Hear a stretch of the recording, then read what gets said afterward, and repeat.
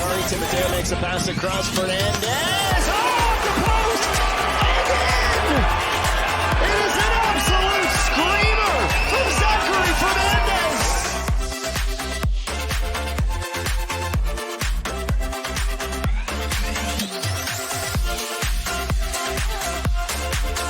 It's Morelli from Callum Watson. Joao Morelli!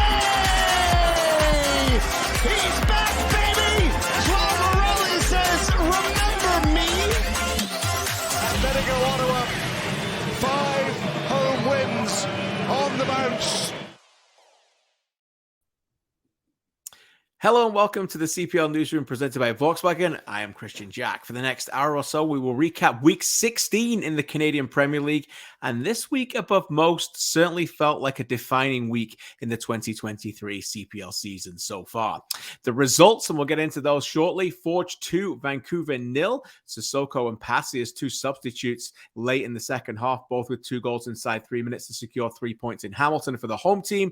Valor 0, Pacific 3. Adonijah Reed, Josh Hurd, and Ayman Salouf with the goals there for the team out west. Atletico Ottawa 1, Cavalry 0. An early goal by Sam Salter was enough for another victory at home on home soil in TD Place for Ottawa. York 0, Halifax Wanderers 2. Zach Fernandez and Joao Morelli with the goals. We'll get to those matches shortly, and trust me, there is a lot to break down. We begin the show, though, in Hamilton, where today, Monday, July 31st, 2023, Ashton Morgan ended his football career. Ashton was born in downtown Toronto, grew up in the area of Jarvis and Esplanade, idolizing Roberto Carlos, Thierry Henry, Zinedine Zidane, and above all else, his dad, Wayne Morgan, who played for Parkdale and would later coach his son through football and, of course, through life. Ashton had dreams wider than Canada. It would take him to tournaments abroad in England, and in particular the Nations Cup in France, where he starred as a 12-year-old at the Parc des Princes in Paris. All this came at a time with no professional football infrastructure in Canada. Then came the birth of his hometown team, Toronto FC. And fittingly, in October 2010, he became the first ever Academy graduate to make their first team, playing in the CONCACAF Champions League, a tournament he would later grow to love quickly and star in 8 years later. Few there that night will ever forget his goal, for example, in the semi-final against Club America and his performances in the final versus Chivas Guadalajara. Ashton saw it all in Toronto, and he stuck through it to establish a team that had personalities just like him: committed, strong, humble, compassionate, winners. MLS Cup champion, MLS Supporters Shield winner, 4-time Canadian champion, CPL 2022 North Star Shield champion, 18 caps for Canada, 24 CONCACAF Champions League appearances. Ashton Morgan did it all with grace, leading by his actions. On Friday night, as the news started to filter out, he granted me his final interview as a player. All right, this is an interesting interview. I'm here with the great Ashton Morgan. Yes, it's Friday night. You may not be watching this on a Friday night because news has come out in a few days. But this is your last ever professional game. And I know not many people know that right now, but we know it. It's raw. You just finished. Yeah. I've had enough talking. How do you feel?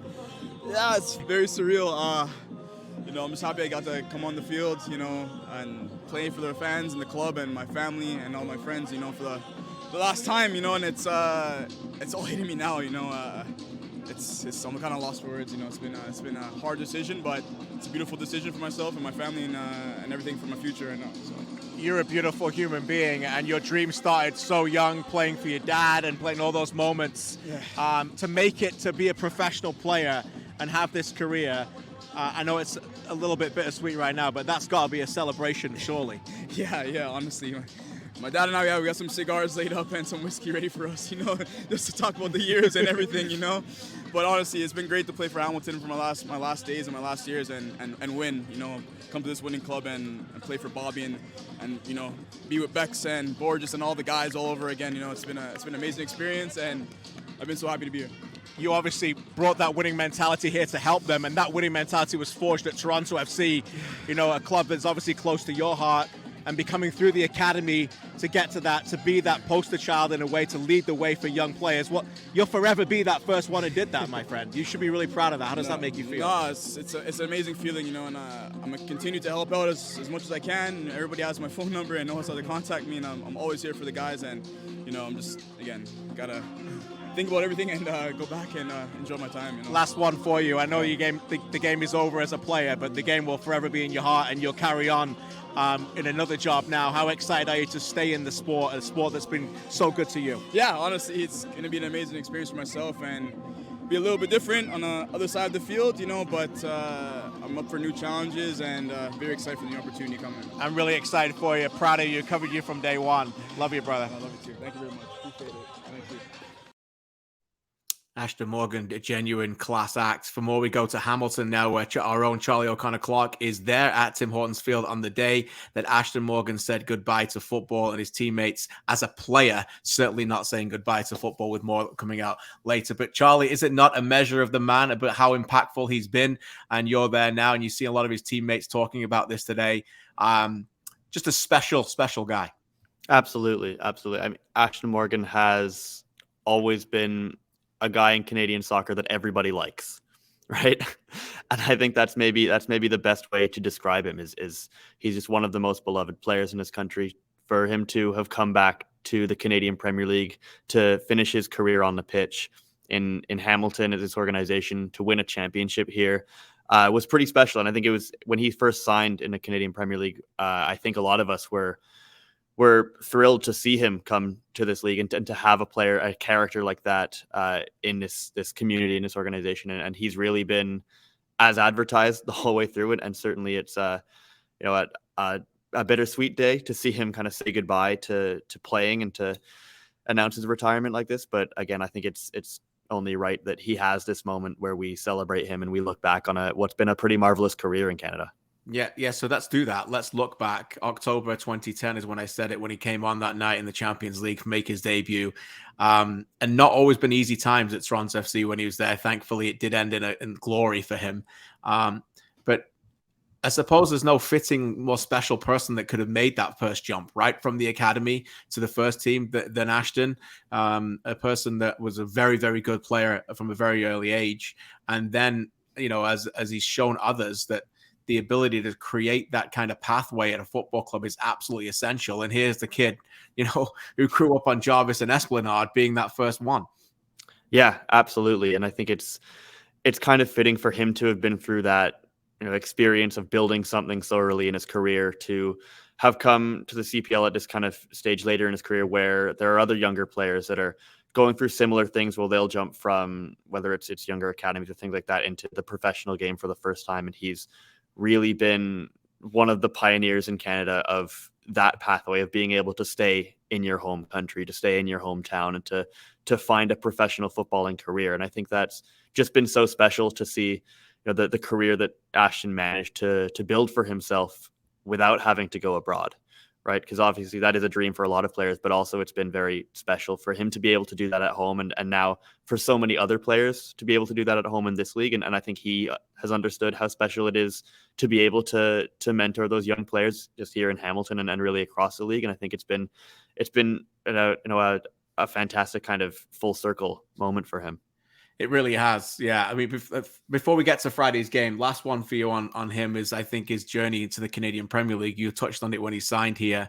Kwame Awu was a really good left back for Forge, and he was never going to be an easy person to replace. But this almost made sense the moment he's done it. He comes in. What happens? He becomes a champion in the first year, and he gets to play with his buddy in Cal Becker, and those guys are almost inseparable, right? They played together at Trans FC.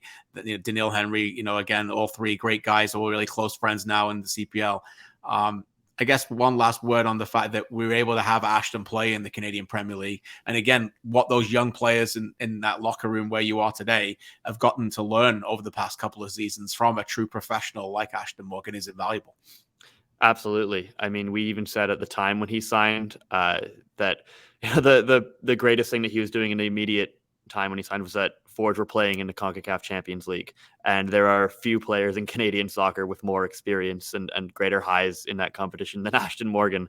And obviously he fit the bill perfectly for Forge. And then the whole year he was obviously the very special leader and player on the pitch, very talented player on the pitch, we have to say as well, that he was the whole year. And I think it's been fantastic having him at this league and in this club, as a player who genuinely believes in the sport in this country, and has been kind of a pioneer of it, but also on the pitch, he's just been such a tremendous workhorse and just confident player that he kind of helps an entire team. Not the Forge needed confidence, but he instills so much calm in a team on the pitch, and you can see it there. And he does that in the locker room as well. And he's just, again, a player that will have a lasting impact on this club at Forge, even though he's only been here for just over a year. Yeah, lasting impact is a great way of putting it. We love how young this league can be, right? We love how much we continue to produce players in a league for Canadians. But what some coaches often tell me is they just need those leaders, those veterans, just to show the way. And Ashton's never been a rah-rah guy, but as I said earlier, his actions will always speak more than that. And you can never go wrong following that man's footsteps. Let's turn our attention to Friday night, which turned out to be his final game. He got some minutes and he got 3 points. 3 valuable points for Forge as we play the highlights, Charlie, for those watching the game, the show on YouTube. It wasn't easy. And again, Vancouver provided a difficult challenge for them consistently this season, Forge. And it looked like it was going towards another scoreless effort for the champs out of Hamilton. But in the end, substitutions made a difference. And they were able to find a way here, Charlie, to get the 3 points. Yeah, and this was an interesting game, I think. I mean, Ashton Gopi said after the game that he thought that this was Vancouver's best performance of the 3 they've had against Forge, even though this is the one they didn't get anything out of. But it was Forge maybe a little bit more like the Forge that we've known over the years, where it does take them a while to break down that Vancouver block. They were well organized. They're very committed to defending, but Forge were patient. They brought fresh legs into the game in the second half. They found a way in, and ultimately the scoreline feels fairly comfortable. And at the end of the day, you feel, oh yeah, of course, Forge won this game, and it makes a lot of sense that it did. But it was a difficult one where they did suffer a little bit. They were frustrated at times in the first half, but they sort of stuck to their football. They stuck to their principles, and it's maybe a sign of things being on an upward trend in Hamilton after a pretty rough month of June, that they're able to stick to it and they find those moments in this game. The ball goes in the net for them, and it's 3 points that they really, really badly needed. Yeah, really happy for Abubakar Sissoko, who's been one of the best players in the league for a couple of months to start the season. Hasn't had that many opportunities lately, a little bit of a dip in form, but also a lot of depth. A terrific midfield at the moment with Alessandro Hajabrapor, Noah Jensen, and Kyle Becker, who has been absolutely marvelous. Let's talk about the shape. Becker played a lot on the left. We were watching it really closely together. And again, Alex Ashnodi-Janssen, almost that hybrid defender midfield role, John Stone's role, I suppose we should call it. Did it work, and what did you like about it? Yeah, it did work. And I think that there's a lot to there's a lot of different aspects of this kind of box midfield that Forge were playing that are interesting. I know last week we spoke about Alex Janssen stepping into that hybrid role as he did at Pacific. And I think that probably is a really interesting way of using both of his skill sets. If we've done it to death. Is he a midfielder? Is he a defender? Maybe he's just both, and maybe he's both at the same time. And I think that that's been really special. But the way that he's able to step forward in possession and play next to Hajabrapor allowed, especially in this game, Kyle Becker and Noah Jensen to get forward in that box and maybe spread out a little bit, spread the pitch and find those channels that they wanted to run in. And Kyle Becker in particular, who's playing at 32 years old, some of his best football I've ever seen him play. He's, for my money, I think the best player in the league right now. On form, and he was absolutely tremendous in this game in particular, really running the show. And obviously Tristan Borges comes into this game off the bench, I think just about 20 minutes in, but those two have a pretty impressive chemistry where Becker kind of overlaps on the left side. He comes to the left touchline and he is playing Borges in, but he was really running the show for Borges. He often does. Becker was immense, absolutely terrific to watch. With more on this, let's go back to Friday night at Tim Hortons Field. Here's Coach Bobby Smirniotis on the tactical versatility and the aforementioned Alex Janssen. To be honest, the box is something we use with different players. We haven't used it with one of the center backs stepping up, something we've tinkered with. And when you have a player like Janssen who let's face it, he's an excellent midfielder who's playing as a defender and was the defender of the year last year. So you can see where that gets a little murky sometimes. Being able to use his best qualities, and that gives us an ability to keep Becker higher up the field, where traditionally sometimes he drops a little bit lower, gets on the ball in lower areas, and just trying to give a different look to the way we attack. That keeps more natural wingers on the pitch in wide areas as opposed to pushing outside backs, and it just gives us another dimension to add another player into zones where we can create more numbers up. As usual, pretty fascinating answer from Bobby, and I can tell you those wide players were wide, hugging the touchline at times, which was fascinating. Okay, let's talk Vancouver briefly here. Not too much time left, but they, as you mentioned, they were performing well again for the third time against Forge. And look, we know sometimes it's almost like a TV show of survival. Who's staying, who's going with this club at the moment. They're still trying to find their identity. Certain people are coming in, some people moving out, but they are showing signs of having core foundational pieces, Charlie. Yeah, I think they are, and it's becoming clearer which players Ashton Guppy is able to trust in his system and what they want to do. There's a lot more experience in the side now than obviously there was a few months ago, with just guys like Alejandro Diaz and Renan Garcia and even Mickey Kentav coming in. And you saw moments in this game where you could see things getting a little closer coming together. I think at the start of the second half, they really had a few chances and a few opportunities where they kind of had Forge on the ropes for maybe 10 minutes or so, where the score was still 0-0, and it felt like they'd gotten to halftime scoreless, and that was probably the plan all along. And then they'd maybe open up a little bit in the second half. And it really is just kind of 5 minutes total in this game that really doomed them, because it's those 2 goals from substitutes really quickly in a row. But other than that, it was an impressive commitment to that defensive shape that they played. They were looking, quite deliberately to find certain kinds of counterattacks with Kentav in particular, and Gabby Bitar maybe dropping under Alejandro Diaz at times. But again, I think there are foundations in place for this Vancouver team, and I think 2-0 maybe a little bit harsh on them, because I do think that they showed some real resilience and grit in this game as well. Yeah, if they can get Bitar, Kentav, and Diaz playing as a front three for the rest of the season, then they'll continue to pick up points quite handily, and maybe get off that bottom of that table and push Vala as well. With more on this, let's hear from their head coach. Here is Ashton Guppy. Obviously, in the first half, we were very defensively, very organized and very compact, and we didn't give much away. And then we had our one fantastic chance that we could have maybe scored. In the second half, I thought we started a little bit not as good as I wanted, but we came into the second half and had some wonderful chances to score. So the turning point was really that 1 minute where we took 2 goals. The first one, I think defensively, we just felt opened up and didn't close the ball down the way we should. And then at that moment, I think the heads went down and we took another goal. But I'm proud of the performance. I'm proud of our players. I think we are growing to become a very exciting team, and a team that can attack, that can create chances, that can control the game, control the tempo, and create chances to score goals. And I'm again, Forge has that quality that if you just for 1 second lose concentration, they can punish you. So. Very well said. No doubt about it. Very well said in terms of what he was able to do that. All right, Charlie, you and I were there on Sunday as well for Halifax in York, and that was a tremendous game of football.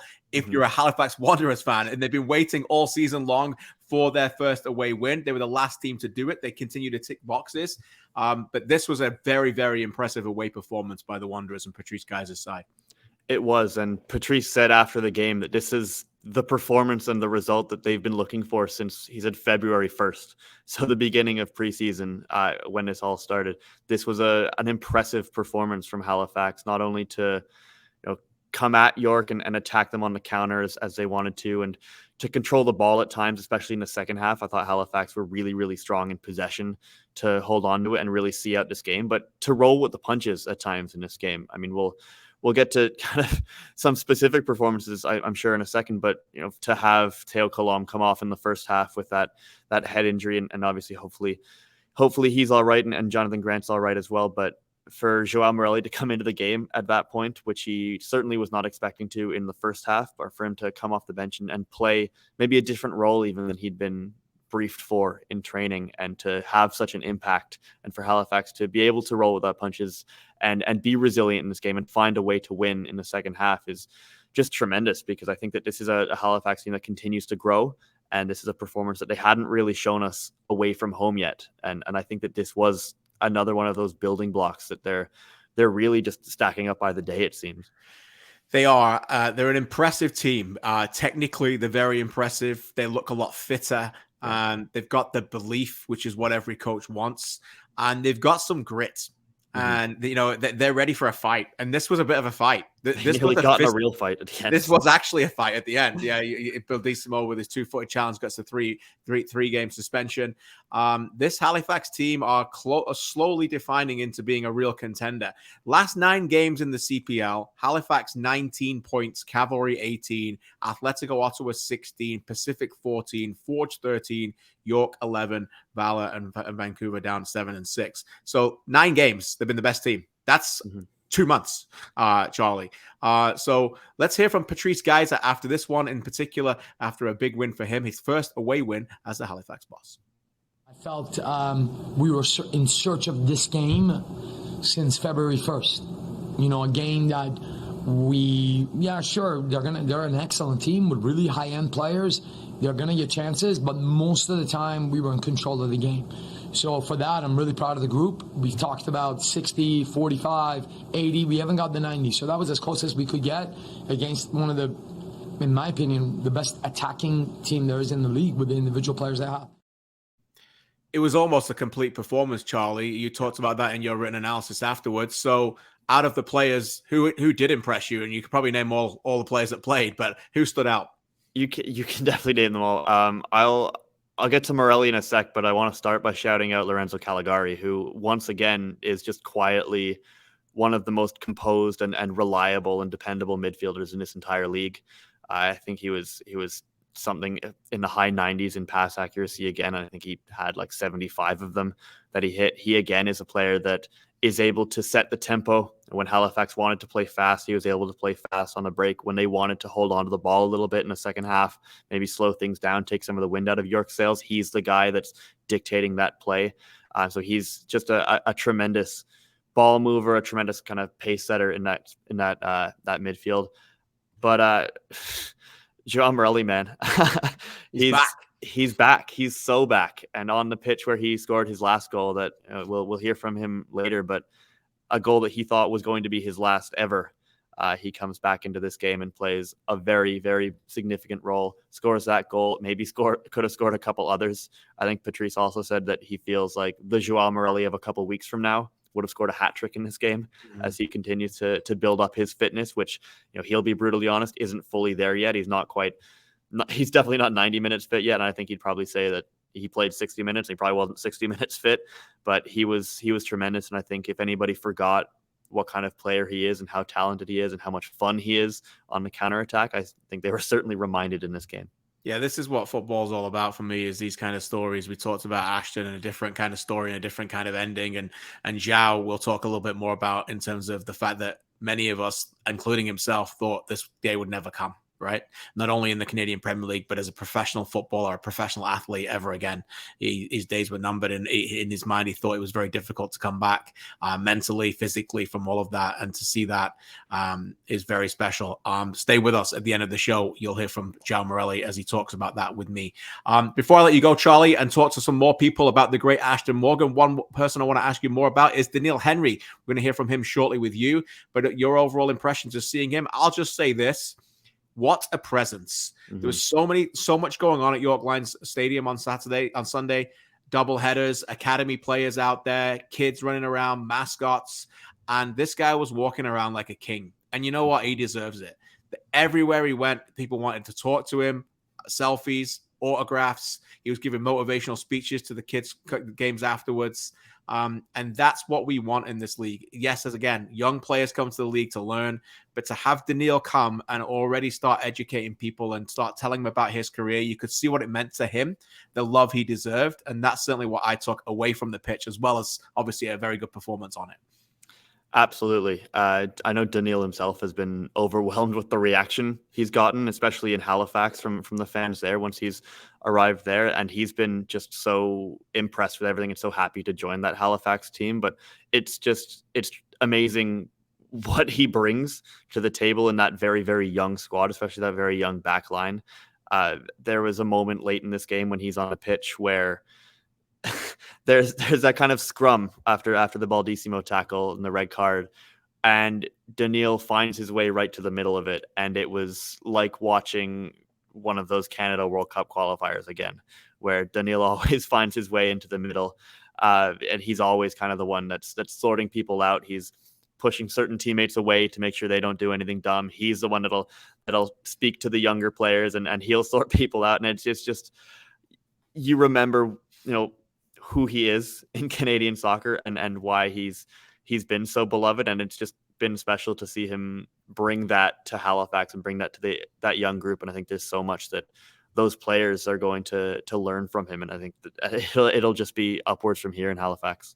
Yeah, he deserves all the love he gets. An absolute class act, and we wish him all the best with his health as well. Charlie, we'll let you go and continue to file your story from Hamilton. That'll be available later on all CPL socials as well. Enjoy talking more to Ashton and everybody else. We'll see you later on. With Daniil Henry, though, Charlie did get a chance to catch up with him after the game, and Daniil Henry is a special man. Let's hear from him after this one, after Halifax Wanderers secure all their first 3 points away from home this season. Charlie O'Connor-Clark alongside Daniil Henry after the Halifax Wanderers beat York United 2-0. Post-game reaction here presented by Allstate. Daniil, tell me about just that winning feeling.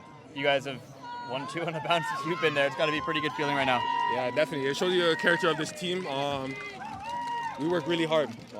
We believe in everything that our coach tells us. We've had a great week of training, and this one means a lot because I think this is our first win on the road. That's right. Now 2 wins in a row and 2 clean sheets in a row. We continue to build the momentum, climb up the charts, and this team is amazing. This team is special. It's a real brotherhood, and we just got to continue step by step here. Tell me about coming into that brotherhood here. You've only been here a couple of weeks, but it feels like you're everybody's best friend already. Tell me about what it's been like coming to Halifax, getting involved with this team, and really getting your hand stuck in. Yeah, I knew right from I talked to Patrice that this is a team that I wanted to play for. He told me it's a great group of guys. They've welcomed me right away. I have the respect because I came with the right mentality right away. But what I can say about this group of players is they're willing to learn, they're willing to fight for each other, and it showed today. Another clean sheet, but it was a tough game at certain spells. York did come with a little bit, and we just know that we can't get ahead of ourselves. We prepare well, we rest well, and then we look forward to our next game. You're able to get on the pitch for a little bit longer today, maybe get a little bit more involved than you were last week. Tell me about how you feel, fitness-wise, being able to get involved and get a little bit of a taste of the level here. I was brutally honest with Patrice, and he told me he's no worries. He's willing to build me up to perfect fitness. Getting into each game, every time I get to play, is just what I can do to help. The 2 center backs right now are young, strong, courageous, and they're doing really well. I give them tips, they learn, they feed off of me, and they know that once I get in, we're cleaning up shop, or we're cleaning up. So, I'm still building my fitness up, and from what I've done, it was slowly and surely, I'm not going to break down. We saw you get stuck in right in the middle of it at the end there. a bit of a testy moment at the end. Just tell me about what you can bring as an experienced guy to those sorts of moments. Yeah, it's not experience, it just knows right or wrong. I'm going to support my teammates. It's a bad tackle, he knows it. It's just more that nobody gets hurt. We work really hard to play this game, and it's not good that the young players and everybody else can see it. So just to break up everybody and to know that, come on, we have to be smarter than that. Finally, you guys back home next weekend. Holiday Monday is always a special one in Halifax. How excited are you guys to bring this one home and go out and put another one on board? I'm so excited to be back in front of our home supporters. They welcomed me amazingly. I've never felt and had a reception like that at any time in my life. So I owe them everything, and I play hard to get to my perfect fitness for those fans, because the supporters of Halifax are amazing. Daniil Henry of the Halifax Wanderers, who beat York United 2-0 today. Thanks, Daniil. Thank you. Cheers. Congratulations to Daniil and, of course, the Halifax Wanderers on a well-earned 3 points. What of the other team? York United, before the start of the weekend, were just 3 points off the top. Yet now, suddenly, only 2 wins in 8 and no goals at all in their last 3 games at home. A little bit concerning. Here are the thoughts after this one at York Line Stadium. Here's their head coach, Martin Nash. We had moments in the first half where we hurt them and we did some okay things. We We lost our shape a lot, and it was not how we trained to defend. And then, we just didn't seem to be connected for whatever reason. I'll have to look back at it. We fixed it for the second half. But it's tough to give a goal away, in the injury time of the first half. You're hoping as a coach that you can see out the half and, make the adjustments. But cracking goal, 35 yards out off the post is just one of them. You tip your hat to the kid. It was a great strike. Couple of health updates. We talked about it earlier in the show. Brems Morrow went off, wasn't feeling great, so that was an illness thing. Jonathan Grant and Theo Colon, both head collisions. It looked very, very scary, and the game took a while to get back. Thankfully, speaking to Theo at the game, he just had some stitches that he had to get taken care of at the hospital. Jonathan Grant did have to go into the ambulance. Texted him back and forth today, tells me he is feeling a lot better than he was yesterday, so it's just some updates there.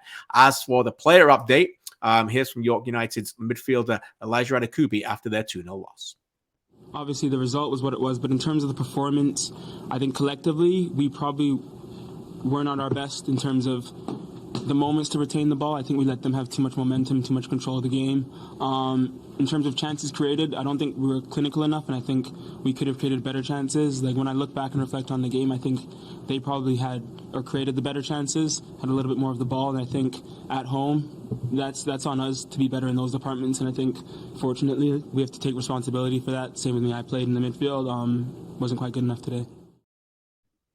York United's next match next Saturday at Atletico Ottawa, a place they've never lost. So we'll see whether they can turn it around on the road, where away from home, they've been outstanding this season already with 5 away victories. A reminder, you can still play CPL Predictor Weekly, brought to you by our friends, of course, at TonyBet. campl.ca/predictor, where you choose the correct scores and you could win $20,000. Tickets to games, it's all there on the site. From Ontario, now we head to Manitoba, and Saturday's doubleheader began in Winnipeg, where we bring in our own Alex Gangu-Ruzik, who covered this game for us. Valor against Pacific. AGR, great to see you. Pacific entered the match 5 games without a win, but with a really good record against Valor in the past and that wide open pitch at IG Field, it looked like they got back to their best, as you wrote in your analysis. What did you think of this one? Yeah, I mean, it's great to have you back as well, KJ. And certainly Pacific were back in this game. I mean, they looked kind of their best after a bit of just a slump, especially defensively. We saw them struggle in recent games and scoring goals, and they were just they were dominant really in that first half. They should have had more. They did get a bit fortunate, perhaps not to end the half with a bit of a red card, but that's a whole other story. And then from there, they finished with a bit of an offensive outburst and more frustration for Valor. Certainly 3 straight losses at home, tough performance from that, but certainly it was a compelling game, and certainly one where, probably a 6 or 7 out of 10 on the rating scale. Yeah, I was going to ask you that too. It's a league of streaks, right? AGR, I mean, we've already seen this year that Forge had a 5-game winless run already this season. Cavalry have had one as well. Pacific have had theirs now. The key is during that run, is it just down to the outcomes, and sometimes are you still playing well? I know you've watched this team really closely. James Merriman was saying they still felt attacking-wise they were creating enough chances. That was evident in this game, even when the results weren't going their way. You think about that crazy game against Forge, the Manny Aparicio missed penalty. There's lots of things that have gone on over the last few weeks. So I guess we shouldn't be surprised with their attacking output, and the fact that Saloof was rested and then brought on when Valor were getting tired. That almost seemed like a bit of a tactical masterclass from Merriman. Yeah, I mean, it's a nice luxury when it's a 1-0 game and you're kind of tiring the opponent out, and you look down the bench and you got an MVP candidate. Really, there's no other way to put it based on how he's been playing this year. And I think it was just fascinating to see for Pacific, because as we mentioned, they've been creating chances, and I think, look, that's the game, right? Sometimes it's not going to go in for you. If you're creating chances, it will always regress to the mean in that regard. Really, I think for me, the bigger issue during their slump was their defense. So the fact that they kept a clean sheet and got the win is a huge bonus. They only allowed like 0.28 XG as well. Like, it was a very commanding, no nonsense lockdown performance. I think that was huge. And I think, for Pacific as well, they just looked confident. They had swagger. Another thing that really stood out to me was just that they're playing at Valor, right? The wide pitch. You hear so much about how Valor takes advantage. You'd almost, if you watch the game as a neutral, you'd think Pacific was the home team, the way they were stretching the field, playing out wide. And that's for me why I think Salouf's insertion worked. It didn't just work because he was running in, coming off the bench and bringing his fresh legs, but he was going up against some tired Valor legs with the way Pacific were passing the ball around, really resting in possession, which was something that Merriman kind of mentioned after the game, which was a bit fascinating to see from him. Yeah, definitely. We'll get to Valor shortly. Final one on Pacific. Almost a complete team performance, as we said about Halifax as well on Sunday. But individuals, who caught your eye for them? Yeah, there's a few. I think for me, my player of the match actually ended up being a fullback. I think Kunle Dadaluk had one of his best games this season. He maybe hasn't been as dynamic as we've seen over the past years, but he's really matured a lot over the course of this season. I think he kind of had one of these performances where he showed his maturity, but also he got to show some of those flashes we saw last year where he's getting the run. We saw it on the assist.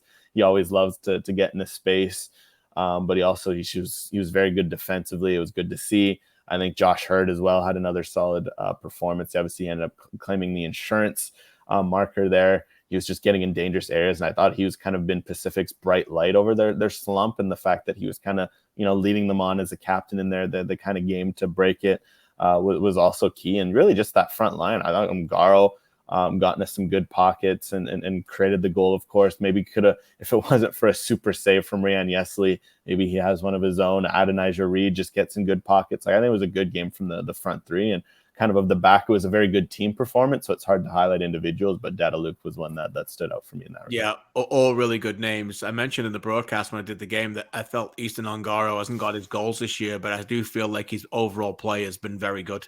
And it's obviously a player that you judge numbers strictly on. I understand that, but I think his hold-up play, and it was very evident, as you mentioned again, that he's been heavily involved in that terrific assist for Reed's goal, and Reed's another bright spot. Was excellent.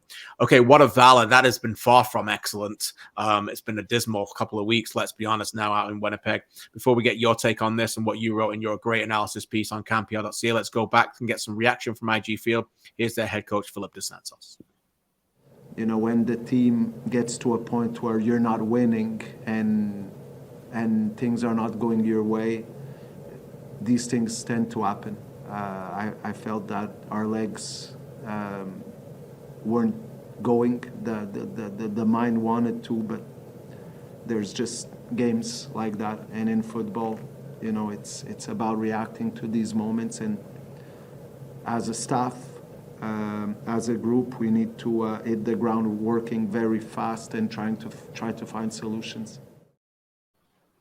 AJR, you and I spent some time with Philip last week, and he seemed pretty realistic, and he talked about how difficult it was to break teams down through the middle.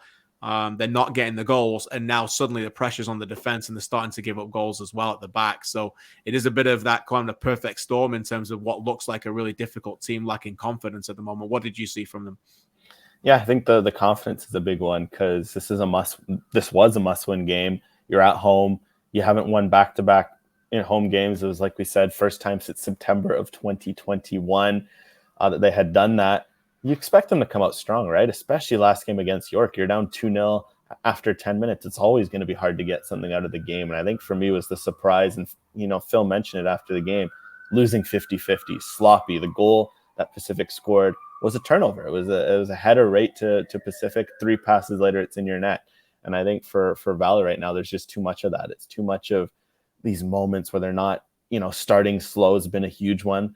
I think I mentioned over this 5-game slump, they've conceded the first goal within the first 30 minutes of game 3 times. They haven't won either of those games. It's for a team that's struggling scoring, you have to be so perfect. And I think we're maybe seeing some of that confidence go away, some of that, them lacking the 50-50s. And it's just put too much pressure on the defense, and it's put too much pressure on the attack. And we've kind of just seen a crumbling at both ends. And I think for them going forward, it's going to be huge just to find that stability, because they were so good defensively and it was giving them a shot. And right now they're not even giving themselves a shot. And it's led to this moment where you're winless in 5. They've lost 3 straight at home for the first time since summer of 2019. I went all the way back and found out. So it's something where, they have huge questions to ask. This was always a team under DeSantos that's dominant at home that would, at least start well and be frustrating. And we haven't seen any of that in recent matches.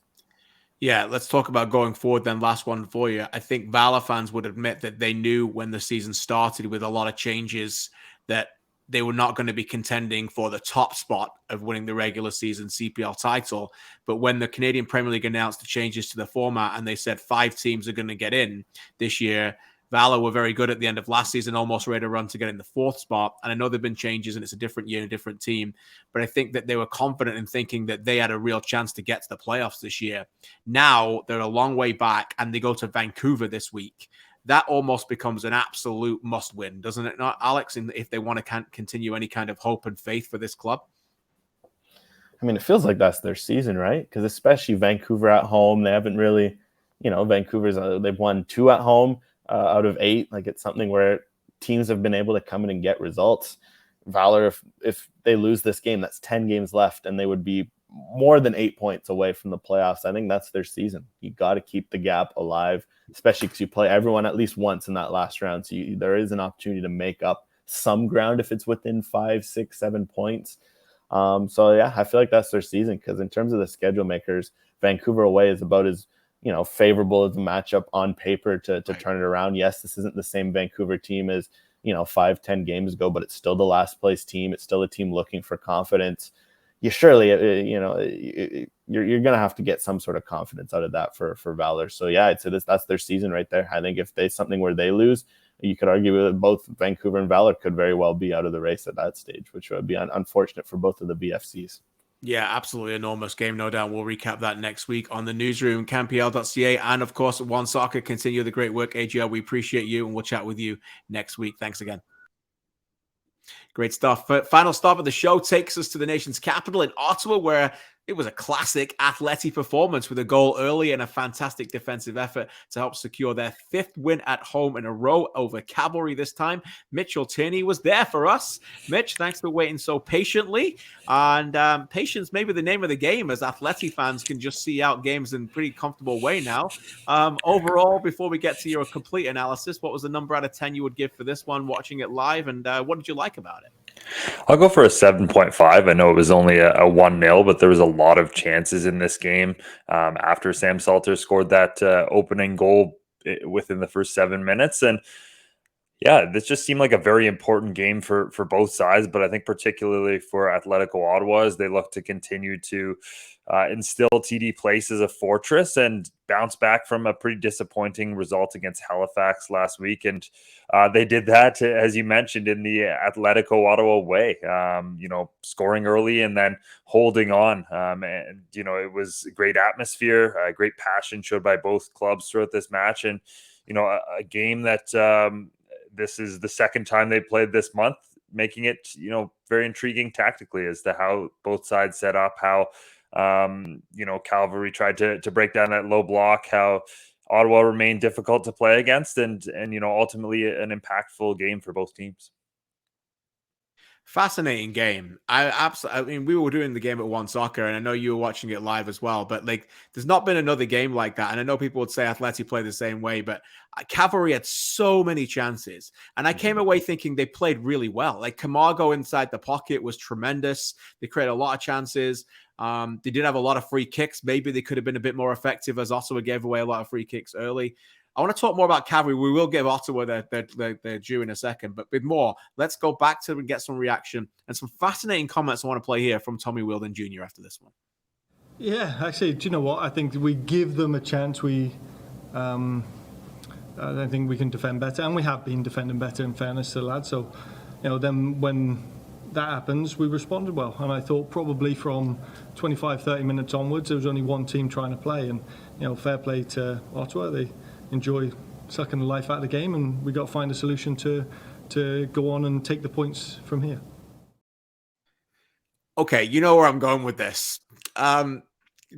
Jose Mourinho was famous for doing a lot of this before it became uncool. And now in the Pep Guardiola world of control and Klopp and everybody else, sucking the life out of the game and being accused of not wanting to play or saying only one team was playing. Fair or foul from Tommy to Mitchell when you were in the press conference listening to that? Can you see his point of view? A little bit, but I think overall this is a manager who's probably pretty frustrated with how his team has has gone against Atletico Ottawa, this has really been, their bogey team. And this came after a match where they had, I think, 1.8 expected goals, which is the highest they've had against Ottawa this season, including when they beat them 2-0 back in May. So yeah, I think it's a frustrating one because on the other side of things, a great quote from Carlos Gonzalez. He mentioned that they have a bit of a psychological edge over Cavalry now. They feel as though they do, and it almost felt like that where they hit the crossbar. They maybe could have had a penalty in the first half. They have so many other chances. Akio goes either side of Nate Ingham on a header, and any of those chances, and they've got their goal, but. Another frustrating match where, they spent so much time trying to break down Atletico Ottawa. They did on a few occasions, but just that execution there. So I'd say a little bit foul, and probably, he's hoping the final time he comes to Ottawa, maybe they'll try and play a little bit. But, people have been throwing similar comments at Ottawa since Carlos Gonzalez came in, and they don't change. They just keep collecting results in similar ways. They do not change, and we're going to get to that in a second because I think it's a really, really interesting conversation. With more, though, let's get some more player reaction. Here's Fraser Aird after their narrow 1-0 loss in Ottawa. Yeah, it was a difficult one to swallow. I thought we had a bad 15 minutes first half, and then we came into the game, started playing the way that we know we can, created chances. And second half, I think we left it all out there, Credit to Ottawa, they defended well. We were an inch away hitting the crossbar at the end, and good header from Willie. Goes other side of the keeper, it's 1-1, and we walk out here with I would say, fair result. But yeah, that's football. We don't get too high, we don't get too low. We have another massive game next Friday, so we dust ourselves down and we go again. One thing we can guarantee that match Friday against Forge will not look anything like this one. I think we'll have two teams committed with the ball a little bit more. Okay, Mitch, let's get into this. Atletico Ottawa at one point were defending against Cavalry, playing what looked like to be a 3-2-5. They had everybody thrown up front. They had so many chances, yet, they bent, but they didn't break. And I want to ask you specifically this, being inside the stadium, it feels like to me that there's not one fan, and there's a lot of them, who care how they play. Is that fair right now? It's just because it's working. If it wasn't working and then won last year, then maybe we could start to think, okay, we all expected a little bit more evolution. But right now, it's become the success of 5 wins in a row playing that way. And the way they parted afterwards, it didn't look like a fan base that was lured to sleep. No, I don't think it did. And to be fair to them, one thing I've been kind of tracking is actually at home, while they've been playing a very similar style in terms of defending so much, they're actually creating a ton more chances than they were last year. They're second in the league in expected goals at home, first in shots on target, third in touches in the box. And, the first and third of those stats, touches in the box and expected goals, were something they really, really struggled to put up last season. I think really they were low last year, towards the lower end. So the fact that they're able to do that, and we saw that for the first 31 minutes in this match where they had, maybe 3 grade A chances that they built, and then sure, they can sit back and hold from there. So there are those chances, but at the same time, when you've won 5 straight at home and the connection between the fan base and the players, there really does seem to be something special going on there in Ottawa right now. And, this was kind of the missing link. This was a team that, last year they were doing so many good things, but they all seem to be happening away from TD Place Stadium. Now they're putting their best foot forward on their home pitch, and that's making it even more special for the atmosphere there. And it was cool being there. I mean, I've been there for the final, obviously, but going back and seeing that a lot of that atmosphere and the connection with the fans has held was important and a good look for that club. It's really special, no doubt, what's happening. And you have to remember, to win, you must still score. And the goal that they scored was very good. There was a great run out of midfield by Noah Verhoeven, who created the space. And then Zach Verhoeven, again, who's been very good this season, plays a tremendous ball in. Salter with the finish. And I thought he was very good. Work rate has improved a lot. And you can see that he's obviously getting a lot more comfortable within that new culture. Under Carlos Gonzalez, and what a month he's had. Here's some reaction from him after this one.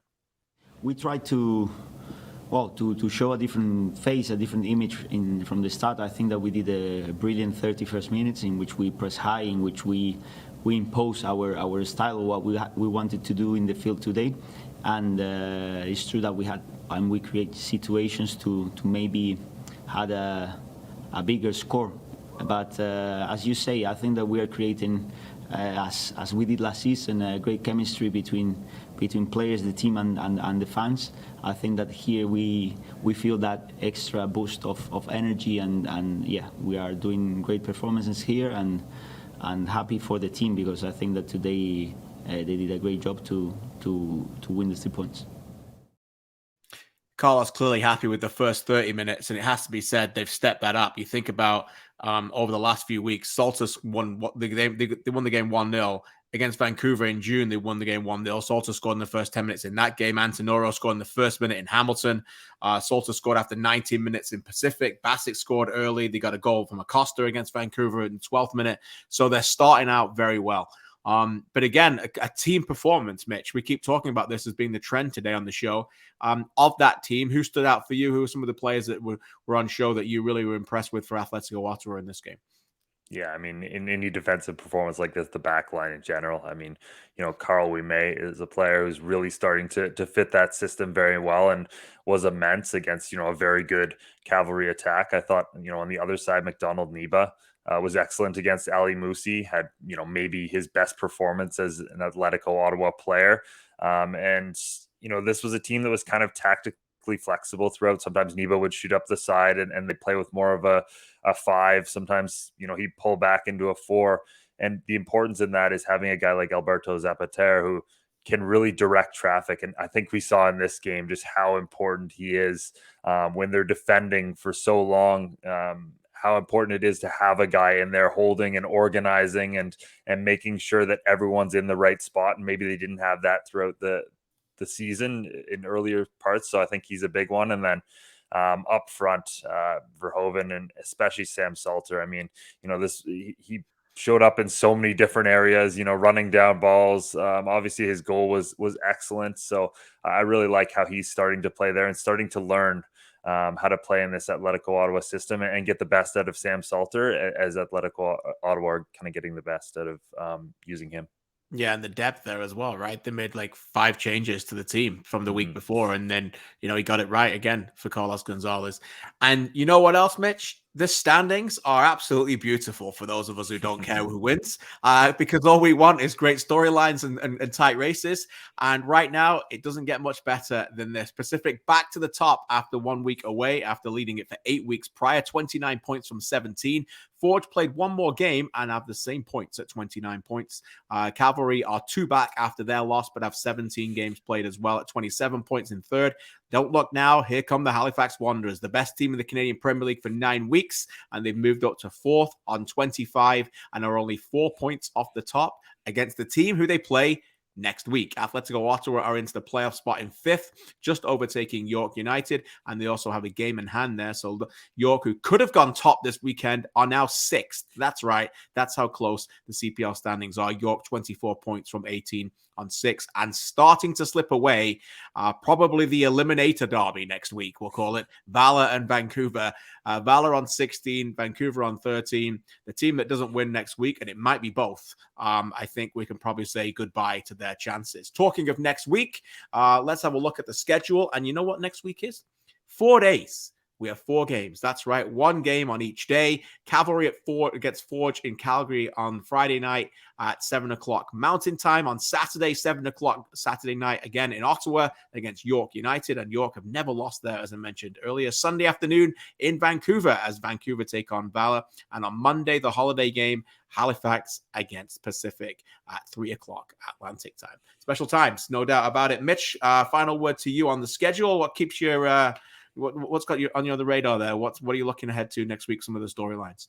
Well, I think it's just how close everything is in all of these matchups. I think 4 points separate Pacific and Halifax, and that's the biggest difference in points between clubs playing this week. I mean, you've got 5th versus 6th, 2nd versus 3rd, 7th versus 8th. Like there's so many matches that are very close in the table, and obviously we'll start to build up some gaps and are important as we start to get into all of these different races that will come down the stretch in this new playoff format. So that's what I'm really excited about, is just how close all of these clubs are now and how big these games are as a result. We, of course, will recap it next week on the CPL Newsroom presented by Volkswagen. Doesn't get much better than this. Mitch, again, great job this weekend. Glad you enjoyed the nation's capital. Of course, read Mitchell's great work at campl.ca, and we'll chat with you next week. We end the show the way we started it, talking about passion and personalities. Ashton Morgan had his career because of patience, perseverance, and those things are much more the reason was why João Morelli is now back with us in the Canadian Premier League. The 2021 Player of the Year had a triumphant return on Sunday at York Lions Stadium, and I had the pleasure of catching up with him after this. Thanks to João for his honesty in this interview. Thanks to everybody for participating in this show and for watching. Good luck to João for the rest of the season, and of course to Ashton Morgan on a fantastic post-career as well. Thanks for watching, and we'll leave you with João Morelli with myself on Sunday. Christian Jack with João Morelli after a Halifax Wanderers 2-0 win here at York Lions Stadium against York United. Post-game reaction brought to you by Allstate.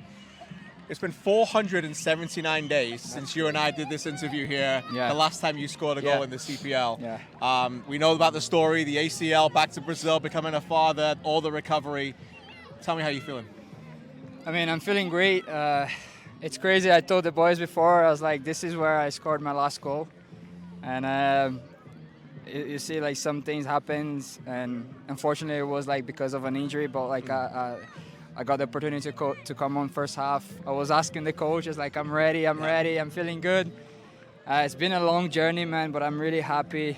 I feel like crying, man. It was really hard. Yep. Yeah. We know, man. Yeah. We know what you've been through, right? Like, ultimately, all the sacrifice to get here, yeah? I thought I was going to stop, not going to lie. My wife and kids supported me a lot, man. It's great to be back. What was that feeling like with the ball went in? It's crazy. I couldn't even. I had to check again when I started running because it's just unbelievable. I didn't know what to do. But yeah, man, it was a mix of emotions. I started thinking of my son, my wife, and my family back home. And yeah, it's just unbelievable. You said you genuinely didn't know if this was going to happen again, right? There was I'm sure there was moments there on the treatment table where you thought this was over for you. Yeah, first 4 or 5 months after the surgery, I thought I really couldn't come back to this. But then suddenly I started feeling like good again, and honestly, I don't even think of my knee again. Like, you know, I'm just playing loose. It's good. Like it feels like I never had it. So yeah, but it's unbelievable to think that I'm here again. It really is. You are our best player in our league in 2021. We're so better for you. What about this team? You've come back to a better team now, a team that is in the playoff hunt now already. They're in the playoffs. You're winning games. It's the first game they've won away from home. You've been terrific at home. What's it like coming into this new environment with some of these new teammates? Yeah, since I was watching it at home, I've even not getting the wins, I saw that the quality was there. We got some unbelievable players. I mean, like I played with good players before. But you see, like Lorenzo is playing like it's nothing. It's effortless. Aiden, Daniels, a lot of players are good, man. Like it feels good to play in a good team. And Coach Patrick still, like, he's passionate about the game, and like we called it yesterday. He said, like, guys, am I crazy? And we're like, yeah, you're crazy, because he loves it so much. Yeah. But like he's statically so perfectionist, and it's good to have something like that. You mentioned it, love and passion, and that's what got you here. I'm so proud of you. As I said, 15 months to get to this point, to get another goal. Yeah. Well done, my man. Thank you. Proud Thank of you. Happy to see you. Thank you, guys. Thank you.